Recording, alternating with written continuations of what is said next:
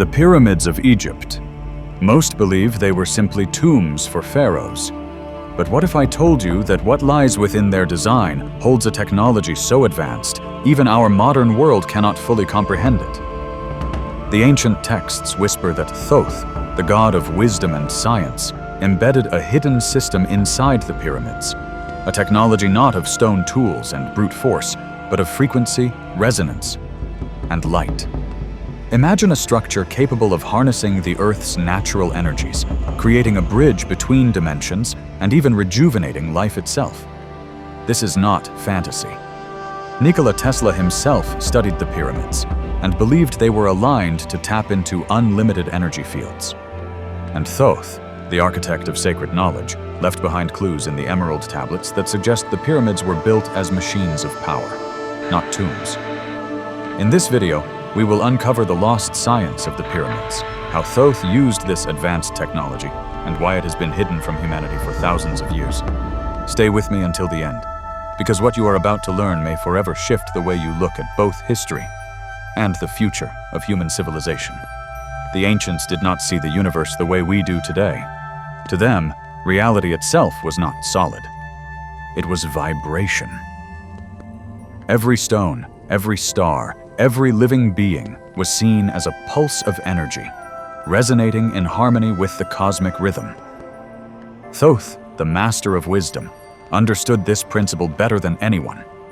In the Emerald Tablets, he speaks of mastering the power of sound, to move beyond the physical, to command both matter and spirit. This is no metaphor. This was the foundation of an advanced science. Now, imagine the Great Pyramid not as a tomb, but as a vast instrument. Its chambers and passages were engineered like the inside of a resonating device, designed to amplify sound waves and vibrations. Modern experiments inside the king's chamber have revealed unusual acoustic properties, tones that seem to reverberate endlessly, as if the chamber was tuned to the earth itself.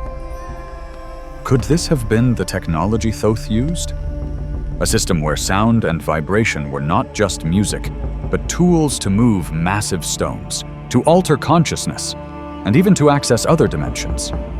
This may explain how blocks weighing hundreds of tons were transported and lifted with a precision we still cannot replicate today. This wasn't brute force. This was frequency engineering. The ancients had tapped into a science where sound could break the chains of gravity itself. And if Thoth truly left this knowledge encoded within the pyramid, then it means the structure itself is a giant machine of resonance, a technology that far surpasses what we imagine possible even today. If vibration was the first key, then light was the second. To Thoth, light was not just illumination. It was the very fabric of divine intelligence, a carrier of truth and energy. Look closely at the Great Pyramid. Its perfect alignment with the cardinal directions, its connection to the stars of Orion and Sirius, and the way the shafts point toward constellations. It all suggests it was more than architecture. It was a cosmic receiver and transmitter.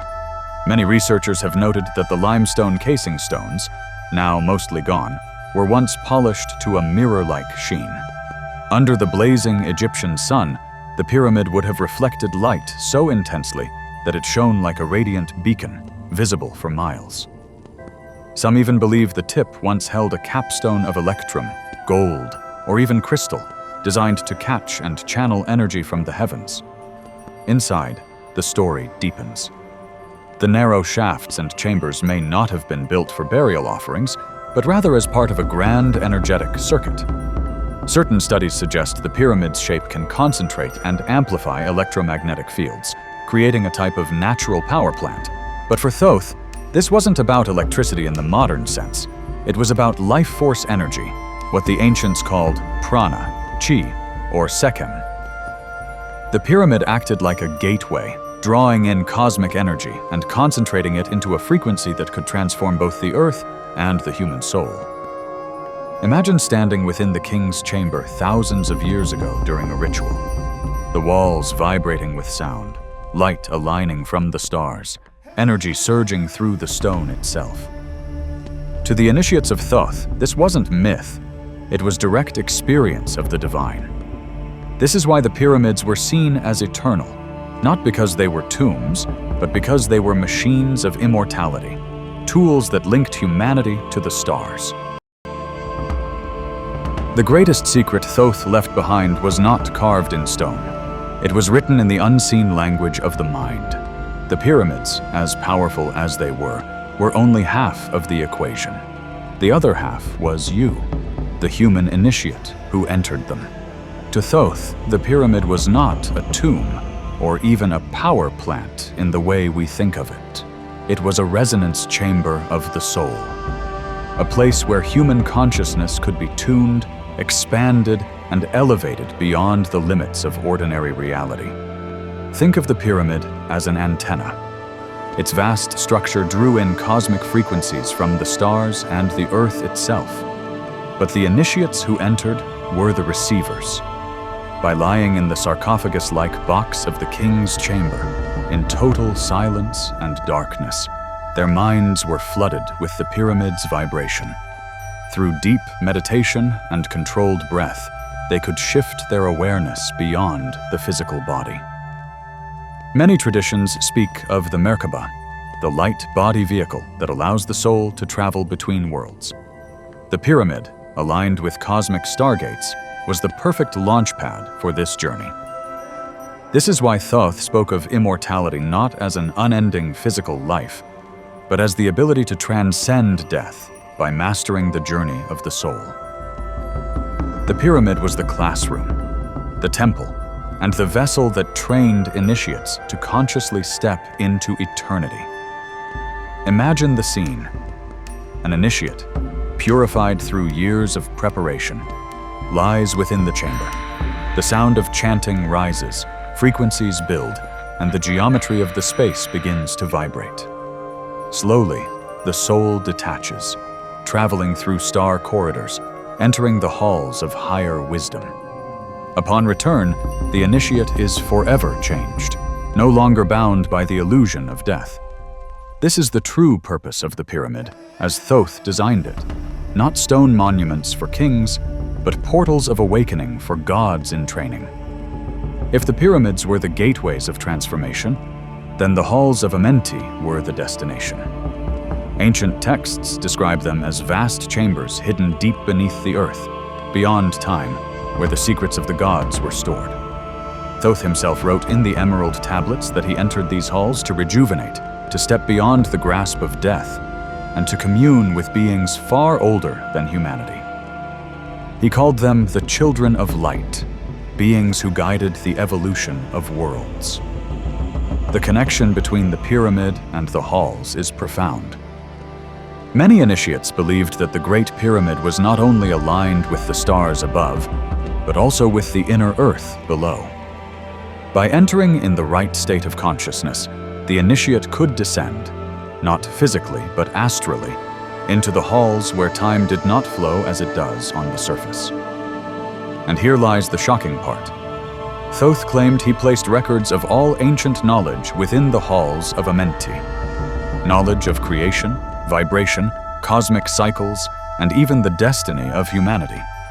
These were not dusty scrolls or simple carvings, but living archives encoded in frequencies, waiting for those who had mastered the resonance of the pyramid to unlock them.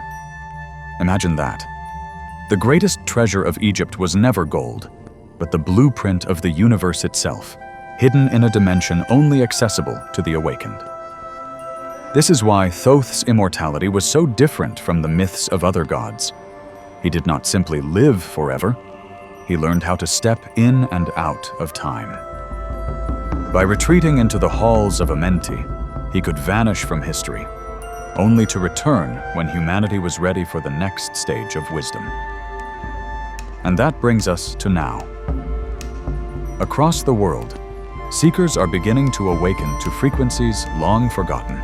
Dreams of pyramids, visions of radiant halls, and whispers of Thoth's return are surfacing. Could it be that the door to the halls is opening again? Thoth was not only a keeper of knowledge, he was also a keeper of time. He understood cycles far larger than the rise and fall of kingdoms, cosmic cycles that span thousands of years. The Emerald Tablets hint that he would one day step out of the halls of Amenti, not as a myth, but as a reality, when humanity entered a new dawn.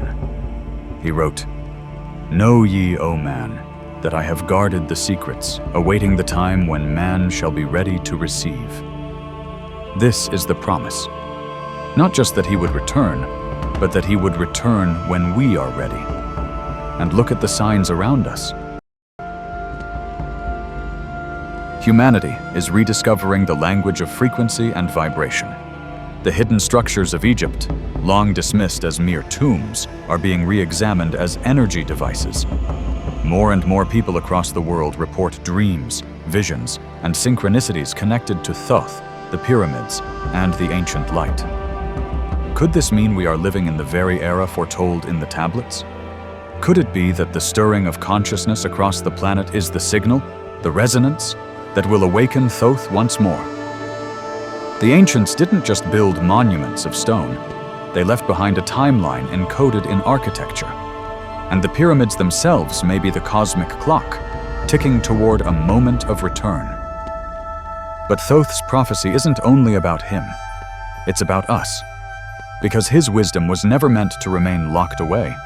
It was meant to ignite a fire within humanity itself, the fire of remembrance.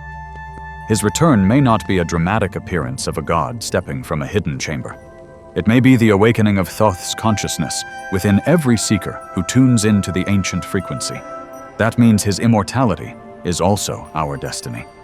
We carry his flame, and when enough of us awaken, his promise will be fulfilled. Not as a distant myth, but as a living reality. The truth about Thoth's immortality is not just a story from the past. It is a mirror held up to our present. The Emerald Tablets were never meant to gather dust. They were meant to live inside of us, awakening in the very era when humanity is ready to reclaim its forgotten power.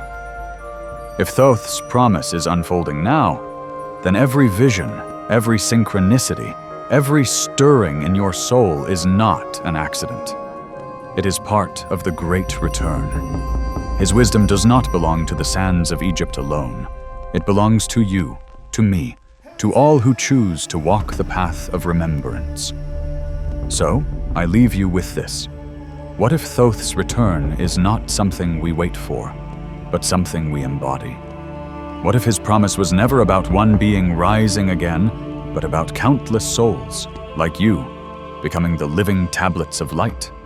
The flame has been passed. The choice is yours.